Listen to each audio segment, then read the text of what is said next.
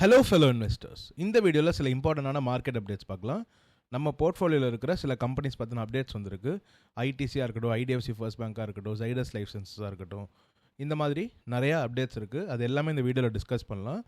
நான் என்னோடய போர்ட்ஃபோலியோ உங்ககிட்ட ஷேர் பண்ணியிருந்தேன். என்னோட இந்தியன் போர்ட்ஃபோலியோவில் எந்தெந்த கம்பெனிஸ்க்கு எவ்வளோ வெயிட்டேஜ் கொடுத்துருக்குங்கிற எல்லா டீட்டெயில்ஸுமே ஷேர் பண்ணியிருந்தேன். அதில் ஒரு சின்ன விஷயம் நான் உங்ககிட்ட ஷேர் பண்ணணும்னு நினச்சிருந்தேன். கமெண்ட் செக்ஷனில் சில பேர் அதை டவுட்டாக கூட கேட்டிருந்தாங்க. ஸோ உங்ககிட்ட நான் அதை கிளியர் பண்ணணும்னு நினச்சிருந்தேன். அதையும் இந்த வீடியோவில் பார்க்கலாம்.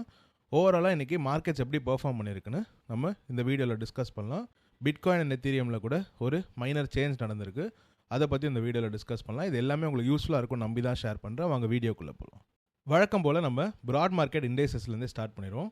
நிஃப்டி 50 இன்றைக்கி ஃப்ளாட்டாக தான் வந்து க்ளோஸ் வச்சிருக்கு. 0.06% தான் க்ரீனில் முடிஞ்சிருக்கு. Nifty next 50 0.3%. ஸ்மால் கேப் இன்றைக்கி நெகட்டிவாகவே பெர்ஃபார்ம் பண்ணியிருக்கு. பட் மிட் கேப் சர்ப்ரைசிங்கில் இன்றைக்கி கொஞ்சம் டீசெண்டாகவே பெர்ஃபார்ம் பண்ணியிருக்கு. 0.6% க்ரீனில் தான் முடிஞ்சிருக்கு. செக்டரெல்லாம் பார்த்தீங்கன்னா இன்றைக்கி ஃபினான்ஷியல்ஸ், எஃப்எம்சிஜி அண்ட் மீடியா சுமாராக பெர்ஃபார்ம் பண்ணியிருக்காங்க. மற்ற எல்லா செக்டருமே நல்லா தான் பெர்ஃபார்ம் பண்ணியிருக்காங்க. ஐடியும் இன்றைக்கி ஃப்ளாட்டாக தான் ட்ரேட் ஆயிருக்கு. Maybe it has bottom down for the short டேர்முங்கிறத நம்ம புரிஞ்சுக்கலாம். மறுபடியும் இதில் நெகட்டிவ் நியூஸ் வர வர ஐடி செக்டர்லையும் சில இஷ்யூஸ் நடக்கிறதுக்கான வாய்ப்புகள் இருக்குது.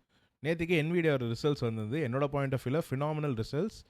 இவ்வளோ பெரிய company, almost 5 trillion market cap இருக்கிற ஒரு கம்பெனி 40% 50% கன்சிஸ்டண்ட்டாக க்ரோ பண்ணிகிட்டே வருது. சூப்பரான கைடன்ஸும் கொடுக்குறது. ஃபினாமினலான ஒரு விஷயம்.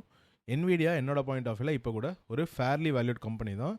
அவங்களோட க்ரோத்துக்கும் அவங்களோட ஃப்யூச்சர் பொட்டென்ஷியலுக்கும் ஒரு ஃபேர்லி வேல்யூட் கம்பெனி தான். But I am not interested in Nvidia because என்னோட என்டையர் ஸ்ட்ராட்டஜி இந்த யூஎஸ் மார்க்கெட் இஸ் டிஃப்ரெண்ட். நான் யூஎஸ் மார்க்கெட்டில் ஹை ரிஸ்க் நேம்ஸில் தான் பெட் பண்ணுறேன். Mostly small cap companies. நான் முன்னாடி ஆல்ஃபபெட்டில் ஒரு பொசிஷன் வச்சுருந்தேன். அது தவிர ஏஎம்டியில் கூட ரொம்ப மினிமலான ஒரு பொசிஷன் வச்சுருந்தேன். பட் நான் அந்த பெரிய ரேலியை மிஸ் பண்ணிட்டேன். இப்போ பார்த்தீங்கன்னா no one orders is actually one of the mega cap companies I am invested in. மற்ற எல்லா கம்பெனிஸுமே கிட்டத்தட்ட ஸ்மால் கேப் கம்பெனிஸ் தான். நான் யூஎஸ் ஸ்டாக் மார்க்கெட்டில் இன்வெஸ்ட் பண்ணுற எந்த கம்பெனிஸுமே பிஃபோர் 2 இயர்ஸ் விற்கவே மாட்டேன். ஏன்னா 2 இயர்ஸ்க்கு அப்புறம் அது லாங் டர்ம் கேபிட்டல் கெயின்ஸாக மாறிடும். அது மட்டும் இல்லாமல் நான் ரொம்ப ரேராக தான் அதில் கேபிட்டலை இன்ஃபியூஸ் பண்ணுவேன்.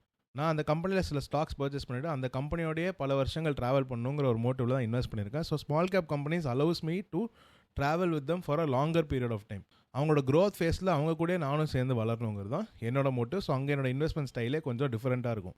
அதனால தான் நான் அடிக்கடி சொல்கிறேன், என்னோட யூஎஸ் ஸ்டாக்ஸ் போர்ட்ஃபோலியோவை பார்த்து அப்படியே ஃபாலோ பண்ண ட்ரை பண்ணாதீங்க. என்னை ஃபாலோ பண்ணுங்கிற அவசியம் இல்லை. There are several other better investors you can follow. இருந்தாலும் அப்படி நீங்கள் ஃபாலோ பண்ணி ஒரு ஆஸ்கர் ஹெல்த்லையோ ஒரு டி லோக்கல்லையோ இல்லைனா ஏன் நெபிஎஸில் கூட இன்வெஸ்ட் பண்ணியிருந்தீங்கன்னா வாலட்டிலிட்டி ரொம்ப அதிகமாக இருக்கும். ரொம்ப அதிகமான லாஸஸ் கூட ஷார்ட் டேர்மில் ஃபேஸ் பண்ணுறதுக்கான வாய்ப்பு இருக்குது. அது உங்களோட ஓன் ரீசர்ச் பண்ணாமல் இன்வெஸ்ட் பண்ணிங்கன்னா நீங்கள் மாட்டிக்கிட்டு தவிக்கிறதுக்கான வாய்ப்புகள் இருக்குது.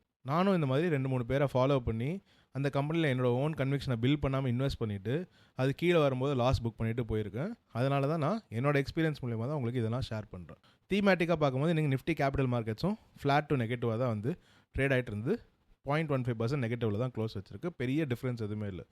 ஓவராலாக மார்க்கெட் இன்றைக்கி கொஞ்சம் இன்டிசைசிவாக எந்த டைரக்ஷனில் போகணும்னு தெரியாமல் தான் முழிச்சிட்டு இருந்த மாதிரி எனக்கு ஃபீல் ஆச்சு. நேற்றுக்கு ஜெயின் ஸ்ட்ரீட் பார்த்தினா ஒரு மேஜரான அப்டேட் வந்தது. ஜெயின் ஸ்ட்ரீட் உங்கள் எல்லாருக்குமே ஞாபகம் இருக்கும்னு நினைக்கிறேன். இந்தியாவில் கூட அவங்க ட்ரேட் பண்ணுறதுக்கு பேன் செய்யப்பட்டிருந்தாங்க. ஏன்னா அவங்க மார்க்கெட்டை மெனிப்புலேட் பண்ணுறாங்கிற பல நியூஸ் வந்திருந்தது.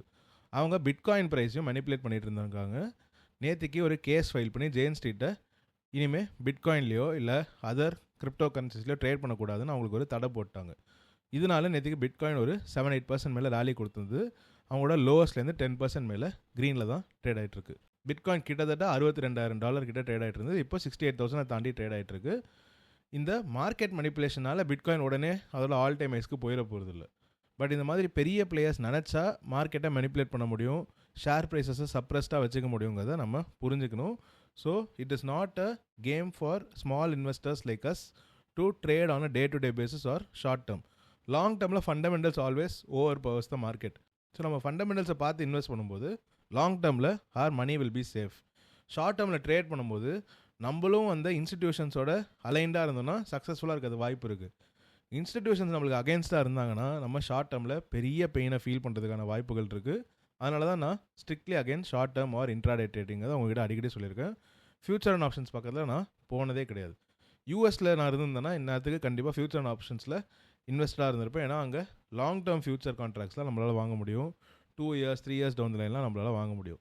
இங்கே மந்த்லி எக்ஸ்பைரி வீக்லி எக்ஸ்பைரி தவிர நம்மளால் பெருசாக பங்கேற்க முடியாத காரணத்தினால நான் பெருசாக ஃபியூச்சர் அண்ட் ஆப்ஷன்ஸ் பக்கத்துலையும் இந்தியாவில் போகிறதே கிடையாது, போனதும் கிடையாது, இதுக்கப்புறமும் நான் போகிற ஐடியா எனக்கு கிடையாது. எத்தீரியமும் ஃப்ரம் த லோஸ் ஆஃப் 1800 2072 வரைக்கும் ரெக்கவர் ஆயிருக்கு. இது ஒரு ஷார்ட் டேர்ம் ரெக்கவரி ரேலியாக கூட இருக்கலாம், மறுபடியும் கீழே விழலாம். நான் எத்தீரியமில் ரொம்பவே புல்லிஷாக இருக்கேன், லாங் டேர்மில் எத்தீரியமில் இன்வெஸ்டடாக இருக்கேன். இதை உங்ககிட்ட நான் ஷேர் பண்ணியிருக்கேன். But a very minimal speculative position only. Nebius surprisingly கொஞ்சம் நல்லா ஹோல்டப் ஆகிட்டுருக்கு.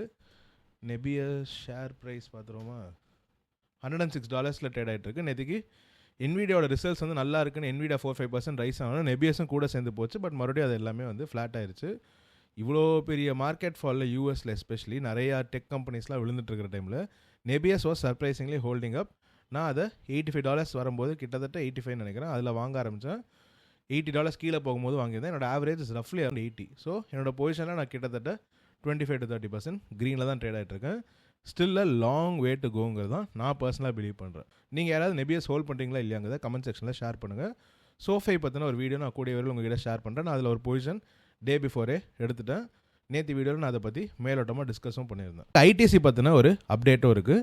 ITC is betting big on tech, FMCG growth and hotel எக்ஸ்பென்ஷன்னு ஒரு நியூஸ் பீஸ் நான் பார்த்துருந்தேன்.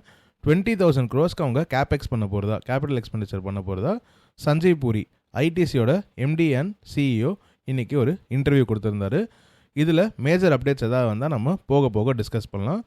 ஐடிசி அவங்களோட க்ரோத்தை இன்னுமே டெவலப் பண்ணுறதுக்கு, முக்கியமாக எஃப்எம்சிஜியில் அவங்க க்ரோத்தை டெவலப் பண்ணுறதுக்கு நுழைப்பாக இருக்காங்கிறத நம்ம ஞாபகம் வச்சுக்கணும். அவங்களால இந்த 20,000 crore கேபெக்ஸ்லாம் சிகரெட் பிஸ்னஸ்லேருந்து வர கேஷ் வச்சே ஈஸியாக பண்ண முடியுங்கிறது நம்ம எல்லாருக்குமே ஒரு தெரிஞ்ச விஷயம் தான். ஐடிசியோட தீசஸ் ஸ்டில் ரிமைன்ஸ் இன்டாக்ட். இந்த ஷேர் ப்ரைஸில் அவங்க எனக்கு ரொம்பவே அட்ராக்டிவாக தான் இருக்காங்க. ஐடிசியில் நான் என்னோட வீக்லி ஸ்லிப்பை இன்னுமே பண்ணிக்கிட்டே தான் இருக்கேன். இப்போ ஐடிஎஃப்சி ஃபர்ஸ்ட் பேங்க் பற்றின ஒரு நியூஸ். போஃபா வந்து அவங்கள டவுன்கிரேட் பண்ணியிருக்காங்க. ₹75 ப்ரைஸ் டார்கெட் கொடுத்துருக்காங்க. ₹95 அவங்களோட ஏர்லியர் ப்ரைஸ் டார்கெட்டாக இருந்தது. அவுட் பர்ஃபார்ம் ரேட்டிங் கொடுத்துருந்தாங்க. இப்போ நியூட்ரல் ரேட்டிங் கொடுத்துட்டு ₹75 ப்ரைஸ் டார்கெட்டை கம்மி பண்ணிட்டாங்க. அவங்களோட ஏர்னிங்ஸ் பர் ஷேர் கூட ட்ராப் ஆகிறதுக்கான வாய்ப்புகள் இருக்குன்ற ஒரு பாயிண்ட் ஆஃப் வியூவில் எஸ்டிமேட்ஸை 13% கிட்ட கம்மி பண்ணிவிட்டு FY27 அவங்க ஏர்னிங்ஸ் பர் ஷேர் அடி வாங்குங்கிற ஒரு ரீசனிங்கில் அவங்க இந்த ஷேர் ப்ரைஸ் டார்கெட்டை வந்து கம்மி பண்ணியிருக்காங்க. இன்னுமே ஃபுல் கிளாரிட்டி வர வேண்டியிருக்கு. இந்த ரீசெண்ட் இஷ்யூஸ் வந்து ஐடிஎஃப்சி ஃபர்ஸ்ட் பேங்க்கை புல் பேக் பண்ணுறதுக்கான வாய்ப்புகள் இருக்குங்கிறது அவங்களோட கருத்து. என்னோட பாயிண்ட் ஆஃப் வியூவில் IDFC first bank is near fair value. இதை பற்றி நான் ஆல்ரெடி உங்ககிட்ட டிஸ்கஸ் பண்ணியிருக்கேன். And IDFC first bank BofA சொல்கிறதெல்லாம் கவலையப்படாமல் எனக்கு 3.5% க்ரீனில் தான் வந்து க்ளோஸ் வச்சிருக்கு. நான் எதனால் இது ஃபேர் வேல்யூ கிட்ட இருக்குங்கிற என்னோட பாயிண்ட் ஆஃப் வியூ சொல்லிடுறேன். இது என்னோட ஹிஸ்ட்ரியில் சக்ஸஸ்ஃபுல்லான ஒரு ஃபார்முலாவாக இருந்திருக்கு. நான் எப்போவுமே ஒரு பேங்க்கோட historical price to book ratio எடுத்து பார்ப்பேன். This is only applicable to financial companies. IDFC first bank for the last 10 years கிட்ட 1.3 ப்ரைஸ் டு புக் ரேஷியோவில் ட்ரேட் ஆகிட்டு இருந்திருக்காங்க. இப்போ அவங்க எக்ஸாக்டாக அதே 1.3 ப்ரைஸ் டு புக் ரேஷியோ கிட்ட தான் ட்ரேட் ஆகிட்டு இருக்காங்க. 1.34 டு பி எக்ஸாக்ட். அப்போது IDFC first bank is near fair value. ஆனால் நான் ஐடிஎஃப்சி ஃபர்ஸ்ட் பேங்க் 1.3 கீழே போனோன்னா உடனே இன்வெஸ்ட் பண்ணிட மாட்டேன். அங்கேருந்து ஒரு 20% 30% மார்ஜின் ஆஃப் சேஃப்டி வச்சுக்கிட்டு, அதாவது என்ன தான் அது ப்ரைஸ் டு புக் ரேஷியோ, அதாவது median historical price to book ரேஷியோட கம்மியாக இருந்தாலும் அதுலேருந்து ஒரு மார்ஜின் ஆஃப் சேஃப்டி இருந்ததுன்னா, ஒரு 20% சேஃப்டி இருந்ததுன்னா நான் யோசிக்காமல் கண்டிப்பாக ஐடிஎஃப்சி ஃபர்ஸ்ட் பேங்க் போன்ற கம்பெனிஸில் இன்வெஸ்ட் பண்ணுவேன். இதுதான் நான் இண்டஸ்இண்ட் பேங்க்கில் பண்ணி ஒரு 1 year டைம் ஃப்ரேமில் 30-40% கிட்ட க்ரீனில் ட்ரேட் ஆகிட்டுருக்கேன். நான் ஃபினான்ஷியல்ஸ்னு வந்தாலே இந்த மாதிரி தான் பண்ணுறது உண்டு.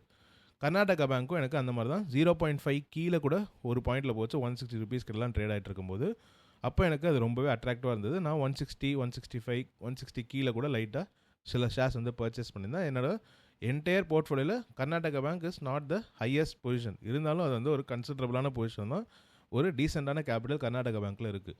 அந்த மாதிரி IDFC first bank 1.3 price to book ratio which is around ₹71-72 -20% or -15% கூட சொல்லலாம். ஸோ ₹62-63 கீழே போச்சுன்னா எனக்கு இது ஒரு அட்ராக்டிவான investment opportunity with the margin of safety கிடைக்குங்கிறனால நான் வந்து ஐடிஎஃப்சி ஃபர்ஸ்ட் பேங்க்கில் இன்னுமே பொசிஷன் எடுக்காமல் இருக்கேன்.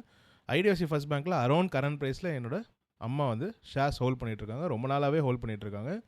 அவங்க இந்த என்டையர் டவுன் டர்னில் இந்த ஐடிஎஃப்சி ஃபர்ஸ்ட் பேங்க்கில் பார்ட்டிசிபேட் பண்ணவே இல்லை. அவங்க இனிஷியலாக அவங்க ஷேர்ஸ் வச்சுக்கிட்டு இப்போவும் ஹோல்ட் பண்ணிட்டு வராங்க. பட் ஃபர்தராக டவுன்ஃபால் ஆனால் நான் வந்து அவங்கக்கிட்ட வாங்கலாங்கிற மாதிரி தான் அட்வைஸ் கொடுத்துருக்கேன். அவங்க வாங்குறாங்களா இல்லையாங்கிறது அவங்களோட தனிப்பட்ட டிசிஷன் தான். நீங்கள் ஐடிஎஃப்சி ஃபர்ஸ்ட் பேங்க்கை ஹோல்ட் பண்ணுறீங்களா, இந்த ஃபாலில் வாங்கியிருந்தீங்களா, இல்லை மேலும் விழுவுங்கிற எதிர்பார்ப்பு உங்ககிட்ட இருக்காங்கிறதுலாம் கமெண்ட் செக்ஷனில் ஷேர் பண்ணுங்கள். நான் படித்து தெரிஞ்சுக்க ஆவலாக இருக்கேன். இன்றைக்கி ஜைடஸ் லைஃப் சயின்சஸ் பற்றின ஒரு அப்டேட் இருக்குது. இன்றைக்கி மீடியா சேனல்ஸில் நிறையா ஃபார்மா கம்பெனிஸ் பற்றி கவர் பண்ணியிருந்தாங்க. டாக்டர் ரெட்டியாக இருக்கட்டும், சிப்லாவாக இருக்கட்டும், ஜைடஸாக இருக்கட்டும், அப்புறம் சன்ஃபார்மாவாக இருக்கட்டும், பயோகானாக இருக்கட்டும், எல்லா கம்பெனிஸுமே செமிக்ளூட்டடை லான்ச் பண்ணுறதுக்கு ரெடியாக இருக்காங்க. ஜைடஸ் வந்து ஒரு ப்ரெஸ் ரிலீஸ் கொடுத்துருக்காங்க. Zydus plans to launch innovative semaglutide injection in India on day 1 of patent expiry, which is March 2026, expanding patient access to GLP-1 therapy. Zydus Lifesciences already நிறைய அதர் ஃபீல்ட்ஸில் ப்ராமினென்ட் பிளேயராக இருக்காங்க. அவங்க செமிக்ளூட்டடையும் விட போகிறதில்ல, நாங்கள் இதுலேயும் வந்து பார்ட்டிசிபேட் பண்ணுவோங்கிற ஒரு நுணைப்போடு இருக்காங்க. சிப்லாவும் செமிக்ளூட்டடுக்குள்ளே வர போகிறாங்க, டாக்டரடி வர போகிறாங்க, நாட்கோ கண்டிப்பாக வர போகிறாங்க. நம்மளுக்கு ஆல்ரெடி நியூஸ் தெரிஞ்சிருச்சு. ஸோ என்னோடய ஃபார்மா பாஸ்கெட்டில் இருக்கிற அந்த 4 கம்பெனிஸுமே கண்டிப்பாக செமிக்ளூட்டடில் ஒரு பெரிய பிளேயராக வரதுக்கான வாய்ப்புகள் இருக்குது. அதில் யார் ரொம்ப சக்ஸஸ்ஃபுல்லாக இருக்காங்க, யார் கொஞ்சம் பின்னடைவடைகிறாங்கிறத நம்ம போக போக பார்க்கலாம். But I am very comfortable holding all these 4 companies. Even at current valuation அவங்க கொஞ்சம் அட்ராக்டிவாக இருக்கிற மாதிரி தான் எனக்கு தோணுது. ஜைடஸ் லைஃப் சயின்சஸ் 840-850 ருபீஸில் நம்மளுக்கு ஒரு சூப்பரான ஆப்பர்ச்சுனிட்டி கொடுத்துருந்தது. ஃபார்மா பேஸ்கெட்டில் என்னை பொறுத்த வரைக்கும் இப்போ சிப்லா ஒரு நல்ல ஆப்பர்ச்சுனிட்டி கொடுத்துட்ருக்கு. நாட்கோலையும் டாக்டர் ரெடியிலும் நான் பெருசாக ஃபோக்கஸ் பண்ணுறதில்ல. இனிமேல் நான் ஜைடஸ்லையும் பெருசாக ஃபோக்கஸ் பண்ண போகிறதில்ல. நான் இனிஷியலாக ஜைடஸ் லைசன்ஸ் 920-930 ருபீஸ் கிட்டே இருக்கும்போதெல்லாம் வாங்கிட்டே இருந்தேன். அப்புறம் அது 900 கீழே இருக்கும்போது நான் வந்து கொஞ்சம் கன்சிஸ்டண்ட்டாகவே வாங்கிட்டு இருந்தேன். இப்போது அகைன் நம்ம இனிஷியலாக வாங்கின ப்ரைஸில் கொஞ்சம் அதிகமாகவே ட்ரேட் ஆகிட்டுருக்கு. ஸோ இங்கேருந்து அது புல் பேக் ஆகாதுன்னு நம்மளால் சொல்ல முடியாது. இருந்தாலும் நான் என்னோட மந்த்லி ஸ்டெப் இந்த ஃபார்மா பேஸ்கெட்டை மட்டும் கண்டினியூ பண்ணிக்கிட்டு இந்த மாதிரி இண்டிவிஜுவலாக ஏதாவது ஆப்பர்ச்சுனிட்டி கிடச்சா இன்வெஸ்ட் பண்ணிகிட்டு இருப்பேனே தவிர, நான் கண்டினியூஸாக கன்சிஸ்டண்ட்டாக டெய்லியோ இல்லைனா வந்து எனக்கு எப்போல்லாம் பணம் இருக்கோ நான் வந்து ஃபார்மா பேஸ்கெட்டில் போடுறத நிறுத்த போகிறேங்கிறத உங்ககிட்ட நான் ஷேர் பண்ணிக்கிறேன். There are other better opportunities in my point of view. அதை நான் உங்ககிட்ட ஆல்ரெடி ஷேர் பண்ணியிருக்கேன். கரண்ட் ப்ரைஸில் ஐடிசியாக இருக்கட்டும், சிஎம்எஸ் இன்ஃபோசிஸ்டம்ஸாக இருக்கட்டும், ஐஎக்ஸாக இருக்கட்டும், ஆப்டஸாக இருக்கட்டும், நான் அதில் இப்போ அதிகமாக ஃபோக்கஸ் பண்ணிகிட்ருக்காங்க. உங்கள் கூட நான் ஷேர் பண்ணிக்கிறேன். இப்போ நம்ம போர்ட்ஃபோலியோ பற்றின டிஸ்கஷனுக்கு வருவோம். நான் இதை ஏற்கனவே உங்ககிட்ட 2-3 நாள் முன்னாடியே ஒரு வீடியோவில் ஷேர் பண்ணியிருந்தேன். இதில் உஜ்ஜீவன் ஸ்மால் ஃபைனான்ஸ் பேங்க் மிஸ்ஸிங்காக இருக்கேன்னு ஒருத்தர் கமெண்ட் செக்ஷனில் கேட்டிருந்தார், which he is right. Ujjivan small finance bank, ITC, சில இடிஎஃப்ஸ், ஐடிபிஸாக இருக்கட்டும், ஃபார்மா பீஸாக இருக்கட்டும், கோல்ட் பீஸாக இருக்கட்டும், சில்வர் பீஸாக இருக்கட்டும், ப்ரைவேட் பேங்க் இடிஎஃப் கூட நான் ஹோல்ட் பண்ணிகிட்டு இருந்தேன். அதுதான் என்னோட இன்னொரு போர்ட்ஃபோலியோவில் இருக்குது. அந்த போர்ட்ஃபோலியோட சைஸ் ரொம்ப பெருசு கிடையாது. But Ujjivan small finance bank இது எல்லாத்தையும் கம்பேர் பண்ணும்போது it might be a 3-4% position initially. இப்போ வந்து அதில் ரிட்டர்ன்ஸ் கொடுத்தனால மேபி இட்ஸ் அரௌண்ட் 5-6% இன்க்ளூடிங் கெயின்ஸ்னு எடுத்துக்கலாம். நான் இந்த போர்ட்ஃபோலியோ வந்து கேல்குலேட் பண்ணும்போது நான் இப்போ ஆக்டிவாக மேனேஜ் பண்ணிட்டு இருக்க போர்ட்ஃபோலியோ மட்டும் தான் எடுத்திருந்தேன். அதனால் உஜ்ஜீவன் ஸ்மால் ஃபைனான்ஸ் பேங்க்கை நான் இதில் ஆட் பண்ணல. நான் வந்து இதை ஆக்சுவலி எனக்கு அப்போ தோணவும் இல்லை. உஜ்ஜீவன் ஸ்மால் ஃபைனான்ஸ் பேங்க்கில் என் பொசிஷன் அப்படியே தான் இருக்குது. நான் வந்து கிட்டத்தட்ட அதில் பர்ச்சேஸ் பண்ணி 1 இயர்க்கு மேலே ஆக போகுது.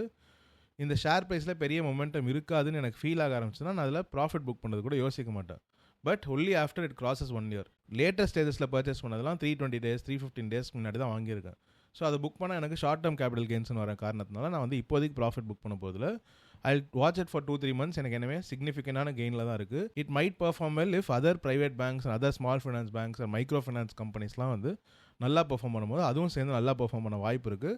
அப்படி ஒரு ரேலி நம்மளுக்கு கிடச்சதுன்னா நான் இப்போ வந்து உஜ்ஜீவன் ஸ்மால் ஃபைனான்ஸ் பேங்க்கில் என் பொசிஷனை கட் பண்ணிடுவேன். இன்ஃபேக்ட் அந்த போர்ட்ஃபோலியோவில் என்கிட்ட வந்து பிஜி நெட் இருந்தது, ஐடிசி இருந்தது, உஜ்ஜீவன் ஸ்மால் ஃபைனான்ஸ் பேங்க் இருந்தது, சில ஃபார்மா கம்பெனிஸ் இருந்தது, நிறையா வந்து நான் அதுலேருந்து செல் பண்ணிட்டேன். என்கிட்ட இப்போ அதில் ரொம்ப சின்ன ஒரு ஐடிசி பொசிஷன் 400 rupees ஆவரேஜ் ப்ரைஸ்க்கு மேலே இருக்குது. உஜ்ஜீவன் ஸ்மால் ஃபைனான்ஸ் பேங்க் இருக்குது. அப்புறம் gold bees and silver bees மட்டும்தான் இருக்குது. அதுவுமே பெரிய பொசிஷன்லாம் இல்லை, ரொம்ப மினிமலான பொசிஷன் மட்டும் தான் நான் அதில் ஹோல்ட் பண்ணிகிட்ருக்கேன். இதை நான் உங்ககிட்ட அப்டேட்டாக ஷேர் பண்ணணும்னு நினச்சி தான் இந்த வீடியோவில் டிஸ்கஸ் பண்ணுறேன். இந்த வீடியோ உங்களுக்கு யூஸ்ஃபுல்லாக இருந்ததுன்னா லைக் பண்ணுங்கள், ஷேர் பண்ணுங்கள், இந்த சேனலுக்கு சப்ஸ்கிரைப் பண்ணி என்னை சப்போர்ட் பண்ணுங்கள். Thank you so much. Hello fellow investors, இந்த வீடியோவில் டிஸ்கஸ் பண்ணுற எந்த கம்பெனிஸையுமே ஸ்டாக் ரெக்கமெண்டேஷன்ஸாக எடுத்துக்காதீங்க. என்னால் பை கால், ஹோல் கால், செல் கால் எதுவுமே ரெகுலேஷன்ஸ் படி கொடுக்க முடியாது. இது உங்களுக்கு புரியும் நம்புகிறேன். நீங்கள் உங்களோட own research and due diligence பண்ணி மட்டும் ஒரு இன்வெஸ்ட்மெண்ட் டிசிஷன் எடுங்க. முடிஞ்சால் ஒரு நல்ல ஃபினான்ஷியல் அட்வைசர் கிட்ட கேட்டே டிசைட் பண்ணுங்கள். Thank you so much.